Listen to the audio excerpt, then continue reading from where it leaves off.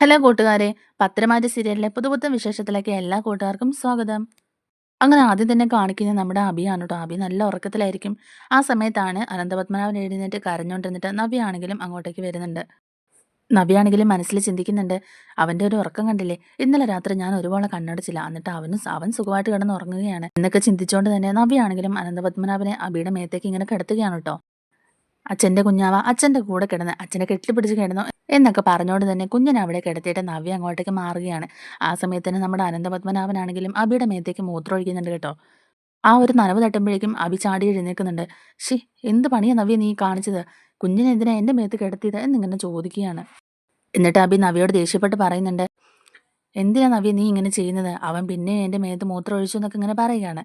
അപ്പോഴേക്കും നവ്യയാണെങ്കിലും അത് ഇഷ്ടപ്പെടുന്നില്ല കേട്ടോ. നവ്യയാണെങ്കിലും പറയുന്നുണ്ട്, "അത് പിന്നെ അച്ഛനോട് സ്നേഹം ഉള്ളോണ്ടായിരിക്കും മോൻ പിന്നെ അങ്ങനെ ചെയ്തതെന്ന്" പറയുകയാണ്. അപ്പോൾ തന്നെ നവ്യ വന്നിട്ട് കുഞ്ഞിനെ എടുക്കുന്നുണ്ട്. ആ ഒരു സമയത്ത് അഭിയാണെങ്കിലും ചോദിക്കുന്നുണ്ട്, "എന്താ നവ്യ ഇതൊക്കെ?" എന്നിങ്ങനെ ചോദിക്കുമ്പോൾ നവ്യ പറയുന്നുണ്ട്, "ഞാൻ പറഞ്ഞില്ലേ, നീ കുഞ്ഞിനെ എടുക്കുന്നുമില്ല, കൊഞ്ചിക്കുന്നുമില്ല. അതിന്റെ പ്രതിഷേധമായിട്ടാ നമ്മുടെ മോൻ നിന്റെ മേത്ത് മൂത്രമൊഴിച്ചെന്നൊക്കെയുള്ള കാര്യം പറയുന്നുണ്ട്." അഭിയാണെങ്കിലും ഉറങ്ങാൻ പറ്റാത്തതിന്റെ ആ ഒരു ഇതൊക്കെ ഇങ്ങനെ പറയുമ്പോഴേക്കും തന്നെ നവ്യ പറയുന്നുണ്ട്, "എനിക്ക് രാത്രി പോലും ഉറക്കമില്ല. ഇവനെ രാത്രിയാകുമ്പോൾ എഴുന്നേറ്റ് കരയാൻ തുടങ്ങും. ഇതിപ്പോൾ കുറച്ച് നാളായിട്ട് ഇങ്ങനെ തന്നെയല്ലേ. ഞാൻ എന്നിട്ട് അതിന്റെ വിഷമമൊന്നും നിന്നോട് പറയുന്നില്ലല്ലോ." അപ്പോൾ അഭി ചോദിക്കുന്നുണ്ട്, "അതുകൊണ്ട് എനിക്ക് ഉറങ്ങണ്ടേ?" എന്നിങ്ങനെ ചോദിക്കുകയാണ് അഭി. അപ്പം നവ്യ പറയുന്നുണ്ട്, "അങ്ങനെ നീ മാത്രം ഇങ്ങനെ ഉറങ്ങി സൂഹിക്കണ്ടാന്ന്" പറയുന്നുണ്ട്. "വല്ലാത്തൊരു സ്വാർത്ഥത തന്നെയാ നിന്റേന്നൊക്കെ" ഇങ്ങനെ അഭി പറയുമ്പോഴേക്കും നവ്യ പറയുന്നുണ്ട്, "സ്വാർത്ഥത എനിക്കില്ല. അതിനേക്കാൾ സ്വാർത്ഥത നിനക്ക് തന്നെയാന്ന്" പറയുന്നുണ്ട്. "കുഞ്ഞിനോട് ഇടയ്ക്കൊക്കെ ഭയങ്കര സ്നേഹമായിരുന്നല്ലോ നിനക്ക്. ഇപ്പൊ കുഞ്ഞിനെ പറ്റി ഒരു അന്വേഷണവും ഇല്ല നിനക്ക്" എന്നൊക്കെ ഇങ്ങനെ നവ്യ പറയുമ്പോഴേക്കും അഭി എഴുന്നേറ്റിട്ട് പറയുന്നുണ്ട്, "അത് പിന്നെ ഒരുപാട് പ്രശ്നങ്ങളൊക്കെ ഉള്ളതുകൊണ്ടാ നവ്യേ. നിനക്കറിയാവല്ലോ. എന്റെ ബ്രാഞ്ചിൽ പോലും എന്നെ തരം താഴ്ത്തിക്കൊണ്ടിരിക്കാ അവര്. അതിന്റെയൊക്കെ ഒരു അമർഷം എനിക്ക് നന്നായിട്ടുണ്ട്." അപ്പൊ നവ്യ പറയുന്നുണ്ട്, "അതിനേക്കാൾ താളം തെറ്റലുണ്ട് ആദർശേട്ടന്റെയും നയനയുടെയും ജീവിതത്തിൽ. പക്ഷെ അവരതൊന്നും പുറത്ത് കാണിക്കുന്നില്ലല്ലോ. അവരതൊക്കെ അഡ്ജസ്റ്റ് ചെയ്താ മുന്നോട്ട് പോകുന്നത്. നമുക്കിപ്പോ ദേ ഇതുപോലെ ഒരു തങ്കക്കുടത്തിനെ കിട്ടിയില്ലേ. അതുകൊണ്ട് നമ്മളല്ലേ അവരെക്കാൾ കൂടുതൽ സന്തോഷിക്കേണ്ടതെന്നൊക്കെ" ഇങ്ങനെ ചോദിക്കുന്നുണ്ട്. അഭിയാണെങ്കിലും പറയുന്നുണ്ട്, "നവ്യേ, എനിക്കിങ്ങനെ ഉറക്കം ശരിയാകാതെ പോയിട്ടുണ്ടെങ്കിലുണ്ടല്ലോ, അന്നത്തെ ദിവസം പിന്നെ ഒന്നിനും കൊള്ളില്ല" എന്നൊക്കെ പറയുകയാണ്. നവ്യ പറയുന്നുണ്ട്, "എന്നാ പിന്നെ നീ ഇന്ന് ബ്രാഞ്ചിൽ പോവണ്ട. അവിടെ ചെന്നിട്ടും വലിയ മലമറിക്കുന്ന ജോലിയൊന്നും ഇല്ലല്ലോ. ഇനി നമുക്ക് കുഞ്ഞിനെയും കൊണ്ട് പുറത്ത് പോകാന്നൊക്കെ" പറയുമ്പോഴേക്കും അഭി പറയുന്നുണ്ട്, "അയ്യോ അതൊന്നും പറ്റത്തില്ല. ഞാൻ ബ്രാഞ്ചിൽ പോകുന്നില്ല എന്ന് പറഞ്ഞിട്ടായിരിക്കും ഇനി എന്നെ ജോലിയിൽ നിന്ന് പിരിച്ചു വിടാൻ പോകുന്നത്" എന്നൊക്കെ പറഞ്ഞിട്ട് അഭി അവിടുന്ന് പോകുന്നുണ്ട്. പിന്നെ കാണിക്കുന്നത് ദേവയാനിയാണ് കേട്ടോ. ദേവയാനി ഇങ്ങനെ പത്രം വായിച്ചുകൊണ്ടിരിക്കുന്ന സമയത്ത് തന്നെ അനി അങ്ങോട്ടേക്ക് നടക്കാൻ പോവാന്നും പറഞ്ഞുകൊണ്ട് വരുന്നുണ്ട്. ദേവയാനിയെ കാണാതെ തന്നെ അനി അങ്ങോട്ടേക്ക് പോകാൻ ശ്രമിക്കുമ്പോഴേക്കും ദേവയാനി പിടിച്ചു നിർത്തിയാണ് കേട്ടോ. എന്നിട്ട് ചോദിക്കുന്നുണ്ട്, "നീ എവിടെ പോവാന്ന്?" "അല്ല, നീ ഇത്ര രാവിലെ എങ്ങോട്ടാ പോകുന്നത്? എന്നെ കണ്ടിട്ടും കാണാത്ത പോലെയാണല്ലോ നീ പോകുന്നത്" എന്നൊക്കെ ഇങ്ങനെ ദേവയാനി ചോദിക്കുന്നുണ്ട്. അപ്പോഴേക്കും അനി പറയുന്നുണ്ട്, "അത് പിന്നെ ഞാൻ നടക്കാൻ പോവാ വല്യമ്മേ." ദേവയാനി ചോദിക്കുന്നുണ്ട്, "ഗ്രൗണ്ടിൽ നന്ദു കാണുവോന്ന്? അവളെ കാണാൻ വേണ്ടിയിട്ടാണോ നീ ഇത്ര വെളുപ്പിനെ പോകുന്നതെന്നൊക്കെ ഇങ്ങനെ ചോദിക്കുന്നുണ്ട്." അപ്പം അനി പറയുന്നുണ്ട്, "അല്ല വല്യമ്മേ, ഞാൻ ഇടയ്ക്കിടയ്ക്കൊക്കെ നടക്കാൻ പോകാറുണ്ടല്ലോ" എന്ന് പറയാണ് ട്ടോ. ദേവയാനി ചോദിക്കുന്നുണ്ട്, "നന്ദു പോലീസ് ക്യാമ്പിലായിരുന്ന സമയത്ത് നീ നടക്കാൻ പോയതൊന്നും ഞാൻ കണ്ടില്ലല്ലോ. നന്ദു തിരികെ വന്നതിന് ശേഷവാ നീ വീണ്ടും ഈ നടപ്പൊക്കെ തുടങ്ങിയേക്കുന്നത്. മോനെ, നീ ഒരു കാര്യം മനസ്സിലാക്കണം. ഇന്നലെ നിന്റെ ഏട്ടത്തി രാത്രി പകലാക്കുമായിരുന്നു. പാവം മോള്. ഓണത്തിന് സെയില് കൂട്ടാൻ വേണ്ടിയിട്ടാ അവൾ ഇങ്ങനെയൊക്കെ കിടന്ന് കഷ്ടപ്പെടുന്നത്. അങ്ങനെയാണെങ്കിൽ ഓണത്തിനുണ്ടല്ലോ വിഷുവിനൊക്കെ ആ സെയില് നടക്കും" എന്നൊക്കെ ഇങ്ങനെ ദേവയാനി പറയുന്നുണ്ട്. "നിന്നെയാണെങ്കിൽ 3 ബ്രാഞ്ചാ ഏൽപ്പിച്ചേക്കുന്നത്. അതും തിരക്കുള്ള സ്ഥലത്ത് തന്നെ. ആ സമയത്ത് നിന്റെ പിള്ളേര് കളിയൊന്നും ഇവിടെ പറ്റില്ല അനി" എന്നൊക്കെ ഇങ്ങനെ പറയുന്നുണ്ട്. "ഓണത്തിന് നിന്റെ ബ്രാഞ്ചിലൊക്കെ നല്ല പെർഫോമൻസ് ഒക്കെ നടത്തി നല്ല സെയിലൊക്കെ നടന്നു എന്നൊക്കെ കേൾക്കുന്ന ഞങ്ങൾക്ക് എല്ലാവർക്കും സന്തോഷം. പ്രത്യേകിച്ച് ആദർശിന്റെയും നിന്റെ മുത്തശ്ശന്റെയും ഒക്കെ" എന്നൊക്കെ ഇങ്ങനെ പറയുമ്പോഴേക്കും തന്നെ അനി പറയുന്നുണ്ട്, "ഞാനെല്ലാം നല്ലപോലെ നോക്കുന്നുണ്ട് വല്യമ്മേന്ന്." അപ്പം ദേവയാനി ചോദിക്കുന്നുണ്ട്, "നീ എവിടെ നോക്കിയെന്നാടാ ഈ പറയുന്നത്? 3 ബ്രാഞ്ച് പോയിട്ട് ഒരു ബ്രാഞ്ചിൽ പോലും നീ മര്യാദയ്ക്ക് പോകുന്നു പോലുമില്ല." അപ്പൊ അനി പറയുന്നുണ്ട്, "അവിടെ ആദർശേട്ടനെ പോലെ തന്നെ നല്ല കഴിവും പ്രാപ്തിയുള്ള നല്ല മാനേജർമാരാ ഉള്ളത്. അതുകൊണ്ട് ഞാനവിടെ പോയില്ലെങ്കിലും കുഴപ്പമൊന്നുമില്ല വല്യമ്മേ" എന്നൊക്കെ ഇങ്ങനെ പറയുമ്പോഴേക്കും ദേവയാനിയാണെങ്കിലും പറയുകയാണ്, "ഓഹോ അത് ശരി. എങ്കിൽ പിന്നെ നിന്നെ അവിടെ പിടിച്ചിരുത്തേണ്ട ആവശ്യമൊന്നും ഇല്ലായിരുന്നല്ലോടാ. ഇവിടെയാണെങ്കിലോ ഒരു കള്ളനുണ്ട്. അവനായിരുന്നു ഈ 3 ബ്രാഞ്ച് കൊടുത്തിരുന്നെങ്കില് അവൻ സന്തോഷം കൊണ്ട് തുള്ളിച്ചാടിയേനെന്നൊക്കെ" പറയുന്നുണ്ട്. അപ്പൊ അനി പറയുന്നുണ്ട്, "എന്നാ പിന്നെ ആ ബ്രാഞ്ചൊക്കെ എപ്പോ പൂട്ടിയെന്ന് ചോദിച്ചാ പോരെ വല്യമ്മേ" എന്നിങ്ങനെ ചോദിക്കുകയാണ് ട്ടോ. അതുകൊണ്ടാണല്ലോ അവനെ ഇപ്പോൾ ഒരു ബ്രാഞ്ചിൽ പോലും മര്യാദയ്ക്ക് ഇരുത്താത്തത്. ആ എന്തായാലും അവന്റെ കാര്യം വിട്. ഈ ഓണത്തിന് എന്തായാലും റെക്കോർഡ് സെയിൽ നടക്കുമെന്നാ ആദർശ് പറയുന്നത്. അവിടെയൊന്നും നിന്റെ ബ്രാഞ്ചൊന്നും പിന്നി പോകരുത്.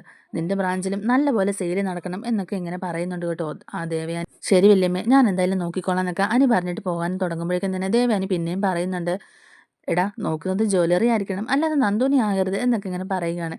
നമ്മുടെ അനിയാണെങ്കിലും ഒന്ന് ചിരിച്ചിട്ട് അവിടുന്ന് നൈസായിട്ട് മുങ്ങുകയാണ്. അനിയാണെങ്കിലും അവിടുന്ന് നടന്ന് വിഘ്നേഷിൻ്റെയും രാകേഷിൻ്റെയും ഒക്കെ അടുത്ത് എത്തുന്നുണ്ട് കേട്ടോ. അപ്പം അനി നോക്കുമ്പോഴേക്കും അവിടെ നന്ദുവിനെ കാണുന്നില്ല. നന്ദുവിനെ കാണാത്തതിൻ്റെ ഒരു വിഷമം അവൻ്റെ മനസ്സിലുണ്ട് കേട്ടോ. എന്നിട്ട് അവരോട് ചോദിക്കുന്നുണ്ട്, എടാ അവള് വന്നില്ലേന്ന്. ഇല്ലടാ അവള് റൂട്ട് മാറ്റിയെന്നാ തോന്നുന്നേ. നീ ഇപ്പം ഞങ്ങളുടെ കൂടെ ഉള്ളതുകൊണ്ടാന്ന് തോന്നുന്നു. അവളിപ്പോൾ വലുതായിട്ട് നടക്കാനൊന്നും വരാറില്ല എന്നൊക്കെ ഇങ്ങനെ പറയുകയാണ്. അപ്പോൾ അനി പറയുന്നുണ്ട്, ഓ എന്നെ കാണാതിരിക്കാൻ വേണ്ടിയിട്ടായിരിക്കുമല്ലേ അവളിപ്പോൾ നടക്കാൻ വരാത്തത്. ഞാൻ ഇന്നലെ ഒരുപാട് തവണ അവളെ വിളിച്ചു. പക്ഷേ എടുത്തില്ലെന്ന് മാത്രമല്ല, ഞാൻ അയച്ച മെസ്സേജിന് പോലും അവള് മറുപടി തരുന്നില്ല എന്നൊക്കെ പറയുന്നുണ്ട്. അപ്പോൾ ഒരു കൂട്ടുകാരൻ ചോദിക്കുന്നുണ്ട്, എടാ ഇനി നിന്നെ അവള് ബ്ലോക്ക് ചെയ്തേക്കുവാണെന്ന് ചോദിക്കുമ്പോൾ, അല്ലടാ ബ്ലോക്കൊന്നും ചെയ്തിട്ടില്ല. ഞാൻ അയക്കുന്ന മെസ്സേജ് എല്ലാം അവള് കാണുന്നുണ്ട്. പക്ഷെ അതിനൊന്നും മറുപടി തരുന്നില്ല. മറ്റേ കൂട്ടുകാരൻ പറയുന്നുണ്ട്, എത്ര ബ്ലോക്ക് ചെയ്താലും ശരി അവളുടെ മനസ്സിനകത്ത് നീ ഉണ്ടടാ. അവളുടെ മനസ്സിൽ നീ തുളച്ചു കയറിയിരിക്കുക. അനി ചോദിക്കുന്നുണ്ട്, എടാ അങ്ങനെയാണെങ്കിൽ എത്രയെന്ന് കരുതി അവൾ എന്നെ ഇങ്ങനെ അവോയ്ഡ് ചെയ്യുന്നത്? ഞാൻ ഇത്രയൊക്കെ ചെയ്തിട്ട് പോലും അവൾ ഒന്നിനും പ്രതികരിക്കുന്നില്ലല്ലോ. ഞാൻ ഏതെല്ലാം രീതിയിലാണ് അവളെ ഒന്ന് കാണാനും അവളോടൊന്ന് മിണ്ടാനും ഒക്കെ ശ്രമിക്കുന്നത്. എന്നിട്ട് മുഖം തരുന്നില്ലെന്ന് മാത്രമല്ല ആട്ടി വിട്ടോണ്ടിരിക്കുകയല്ലേ അവളെന്നെ എന്നൊക്കെ ഇങ്ങനെ പറയുന്നുണ്ട്. ഇതൊക്കെ തന്നെ അല്ലടാ ആളിയാ ഇതിനു മുമ്പ് നീ ചെയ്തോണ്ടിരുന്നത്. എന്തൊക്കെ പറഞ്ഞാലും ശരി അവള് പ്രതികരിച്ചില്ലെങ്കിലും നീ നിന്റെ പണി തുടർന്നോണം. എന്തായാലും ഒരു ദിവസം അവള് നിന്റെ വഴിക്ക് വരിക തന്നെ ചെയ്യുവടാ എന്നൊക്കെ പറഞ്ഞ് കൂട്ടുകാരാണേലും അനിയെ സപ്പോർട്ട് ചെയ്യുന്നുണ്ട് കേട്ടോ. അങ്ങനെ നമ്മുടെ നന്ദു ആണെങ്കിലും രാവിലെ എഴുന്നേറ്റ് കോഫിയൊക്കെ കുടിച്ചുകൊണ്ടിരിക്കുകയാണ്. ആ ഒരു സമയത്ത് അനിയുടെ കാര്യം ഇങ്ങനെ ഓർക്കുകയാണ്. അവൻ ഇന്നലെ എന്നെ കുറേ പ്രാവശ്യം വിളിച്ചു. എന്തായാലും അവൻ അയച്ച മെസ്സേജൊക്കെ ഒന്ന് കേട്ട് നോക്കാമെന്ന് പറഞ്ഞ് അത് കേട്ട് നോക്കിയാണ് കേട്ടോ.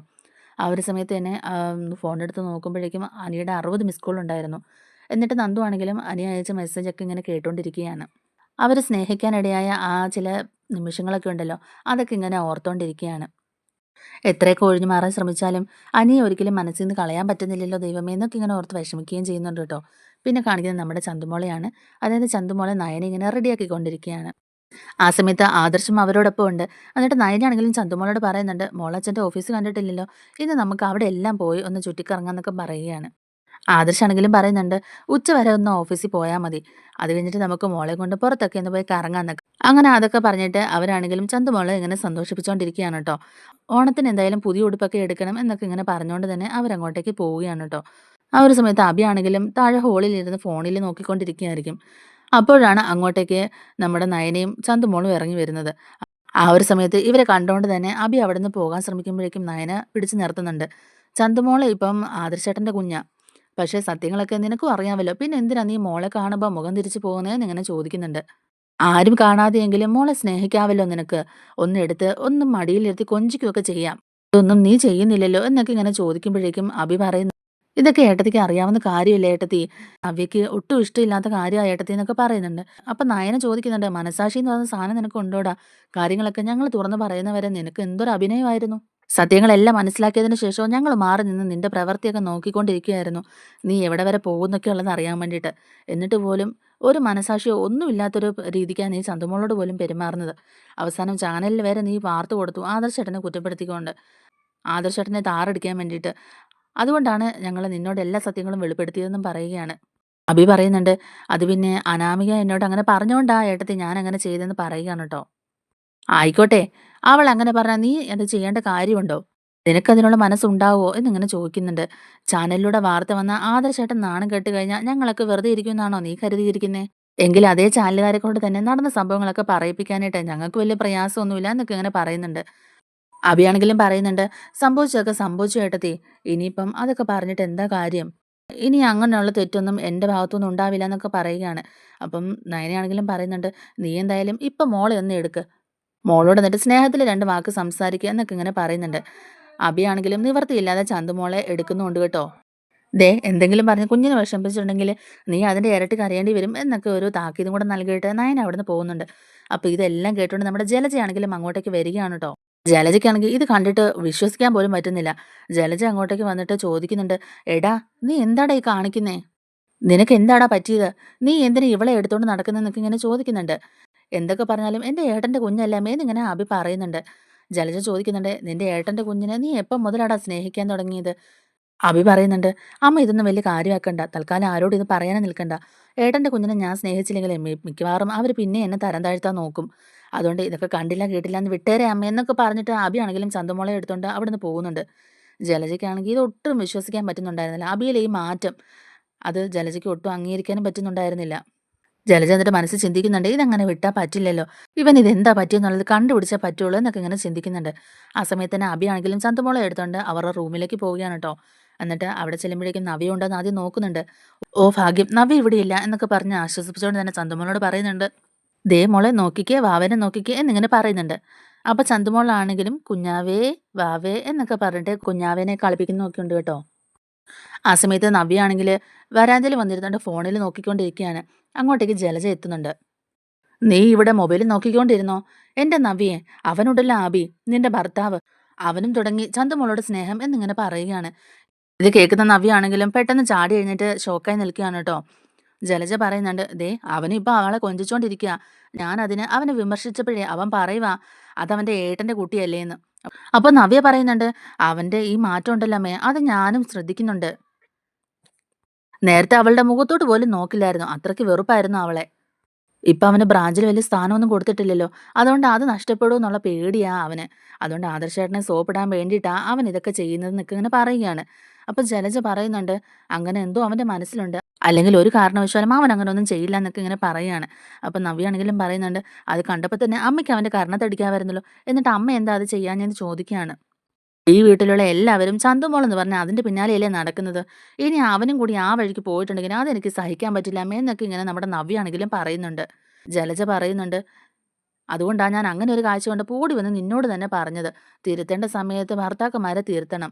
അല്ലെങ്കിൽ പിന്നെ അവര് കൈവിട്ട് പോകും. പിന്നെ പറഞ്ഞിട്ട് കാര്യമൊന്നുമില്ല. എന്റെ പേരക്കുട്ടിയെക്കാളും സ്ഥാനം ഈ ചന്തമുക്ക് കൊടുക്കുന്നതിൽ എനിക്ക് നല്ല ദേഷ്യവും അമർഷവും ഒക്കെ ഉണ്ട്. അതിന്റെ കൂടിയാ ഇപ്പൊ എന്റെ മോൻ തന്നെ അവളെ കൊഞ്ചിച്ചോണ്ട് നടക്കുന്നത്. ഇതത്ര നിസ്സാരമായിട്ടൊന്നും എടുക്കരുത്. ഇന്നത്തോടെ അവന്റെ ഈ സ്വഭാവമില്ലേ, അത് നീ തന്നെ നിർത്തിക്കോണം നവ്യേ. അവനെന്തിനോ ഭയക്കുന്ന പോലെയാ എനിക്ക് തോന്നുന്നത്. അത് നീ പറഞ്ഞ പോലെ തന്നെ അവനെ ജോലിയിൽ തരം താഴ്ത്തുമെന്നുള്ളൊരു പേടി കൊണ്ട് തന്നെ ആയിരിക്കും അല്ലേ? എന്ന് വെച്ച് മനുഷ്യന് ഇത്രയും അധപതിക്കേണ്ട കാര്യമുണ്ടോ എന്നിങ്ങനെ ചോദിക്കുകയാണ്. അപ്പം നവ്യയാണെങ്കിലും ഇതൊക്കെ കേട്ടോണ്ട് വെറുതെ നിൽക്കുന്നില്ല കേട്ടോ. നവ്യയാണെങ്കിലും ഞാനൊന്ന് നോക്കട്ടെ എന്നും പറഞ്ഞിട്ട് അകത്തോട്ട് കയറി പോകുന്നുണ്ട്. നവ്യനെ ഒന്ന് ചൂട് പിടിപ്പിച്ച് വിട്ടതിന്റെ ഒരു സന്തോഷം നമ്മുടെ ജലജയുടെ മുഖത്തുണ്ട് കേട്ടോ. നവ്യ ദേഷ്യത്തോടെ തന്നെ അങ്ങോട്ടേക്ക് വന്നിട്ട് ചന്തുമോളോട് ചോദിക്കുന്നുണ്ട്, എന്താ ഇത്?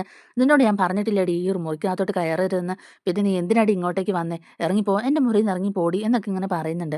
എന്നിട്ട് അബിയോടും ചോദിക്കുന്നുണ്ട്, എന്തുവാ അബി ഇത്? നിനക്ക് എന്താ പറ്റിയെന്നൊക്കെ ഇങ്ങനെ ചോദിക്കുന്നുണ്ട്. അബി പറയുന്നുണ്ട്, ഇതൊരു കൊച്ചു കുഞ്ഞല്ലേ നവ്യ, നീ ഇതിനോട് ഇങ്ങനെയൊന്നും പെരുമാറില്ലെന്ന് പറയുകയാണ് കേട്ടോ. അപ്പം നവ്യ ആണെങ്കിലും ചോദിക്കുന്നുണ്ട്, എന്ന് മുതലാ ഇവളൊരു കൊച്ചു കുഞ്ഞായത്? പോകാനല്ലേ നിന്നോട് പറഞ്ഞത് എന്നൊക്കെ പറഞ്ഞ് ചന്തുമോളോട് ചൂടാവുകയാണ് കേട്ടോ. ചന്തുമോളാണെങ്കിലും ആകെ വിഷമിച്ച് കരഞ്ഞോണ്ട് അങ്ങോട്ടേക്ക് പോകുന്നുണ്ട്. അഭിയാണെങ്കിലും മനസ്സിൽ ചിന്തിക്കുകയാണ്, ഓ എല്ലാം കുളവായി എന്നാ തോന്നുന്നതെന്ന്. നവ്യ ഉടനെ അഭിയോട് ചോദിക്കുന്നുണ്ട്, അവളെ എടുത്തോണ്ട് വന്നപ്പോൾ നീ നിന്റെ അമ്മയോട് എന്താ പറഞ്ഞത്? എന്തൊക്കെയായാലും നിന്റെ ഏട്ടന്റെ കുഞ്ഞല്ലേന്നോ? അത് നീ എന്നോടും പറഞ്ഞതാ. ദേ നിന്നിലെ മാറ്റമൊക്കെ ഞാൻ ശ്രദ്ധിക്കുന്നുണ്ട് കേട്ടോ എന്നൊക്കെ ഇങ്ങനെ പറയുമ്പോഴേക്കും അഭി പറയുന്നുണ്ട്, അത് വിട്ടുകളഞ്ഞ നവ്യേ, മുത്തശ്ശനും മുത്തശ്ശിയൊക്കെ ഇപ്പൊ ആവശ്യത്തിലല്ലേ. അതുകൊണ്ട് തന്നെ ഞാൻ മനഃപൂർവ്വം ആ കൊച്ചിനെ എടുത്തോണ്ട് ഇങ്ങോട്ടേക്ക് വന്നതാ. കുടുംബത്തിലൊരു വഴക്ക് ഉണ്ടാകാതിരിക്കാനാ ഞാൻ ശ്രമിക്കുന്നതെന്നൊക്കെ പറയുന്നുണ്ട്. അപ്പം നവ്യ പറയുന്നുണ്ട്, നിനക്ക് കാര്യമായിട്ട് എന്തോ സംഭവിച്ചിട്ടുണ്ട്. അല്ലെങ്കിൽ നീ ഇങ്ങനൊന്നും ചെയ്യില്ല. നീ എന്റെ ഭർത്താവാ. അങ്ങനെയുള്ള നീ നിന്റെ ഏട്ടന്റെ മുമ്പിൽ താഴുമ്പം അതിൽ ഏറ്റവും കൂടുതൽ വിഷമിക്കുന്ന ഞാനാന്നൊക്കെ ഇങ്ങനെ നവ്യ പറയുന്നുണ്ട്. നിനക്ക് എന്നോട് ഇത്തിരിയെങ്കിലും സ്നേഹം ഉണ്ടെങ്കിൽ ഇനി മേലെ നീ ആ കുഞ്ഞിനെ കൈകൊണ്ട് പോലും തൊട്ടു പോകരുത് എന്നൊക്കെ ഇങ്ങനെ പറയുന്നുണ്ട്. അപ്പൊ അഭിയാണെങ്കിലും നോക്കാന്ന് പറയാണ് കേട്ടോ. അതും നമ്മുടെ നവിക്ക് ഇഷ്ടപ്പെടുന്നില്ല. നോക്കാവോന്നോ? തൊടരുതെന്ന് പറഞ്ഞാൽ തൊടരുത് എന്നൊക്കെ ഇങ്ങനെ തീർത്ത് പറയാണ്. അപ്പം അഭിയാണെങ്കിലും പറയുന്നുണ്ട്, ശരി ഞാൻ തൊടത്തില്ല. നീ ഒന്ന് അടങ്ങ് നവ്യ എന്നൊക്കെ ഇങ്ങനെ പറയുന്നുണ്ട്.